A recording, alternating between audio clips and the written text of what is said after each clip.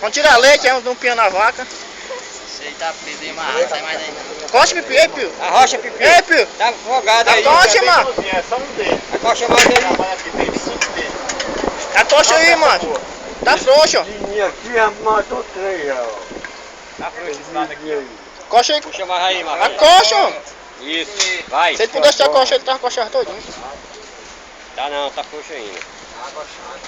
Eita. O cara tá satisfeito já de estar coxado. Chega aí, pronto, aí a visita. Pegou.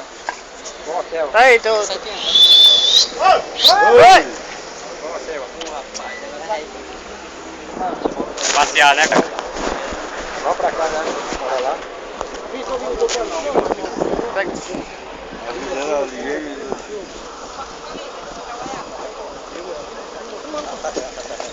Olha, tio.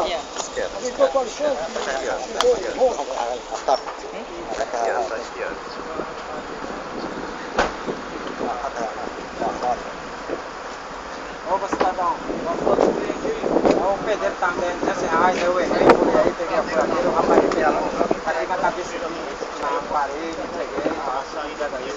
Você trabalhador, sou pintor, sou pedreiro, se você quiser inclusive dar na minha casa, você vai. Eu não vi ninguém aí eu errei, pulei aí, peguei a furadeira, entende? Eu olhei aqui, mal olhei aqui, não vi o mestre aqui na guria. Ah, ele pensou que tava de bola, né? Aí eu errei, tá entendendo? Fizeram aí. Não responde nada não, cidadão. Aí inclusive minha mãe é doente de diabetes. Esqueça sua mãe, que você não chamou ela pra vir roubar nada aqui. É doente de diabetes. Não, ele não quer saber de negócio de mãe, não. Não sei. Quer saber cadê teu documento? Meu documento tá em casa. Não, por que tu não anda com ele? Minha mãe Foi isso aí. foi uma porrada que eu levei na família. Minha mãe tem condições. E pra que vai tirar isso do aí? Aí eu errei. Doente? Esse capaz.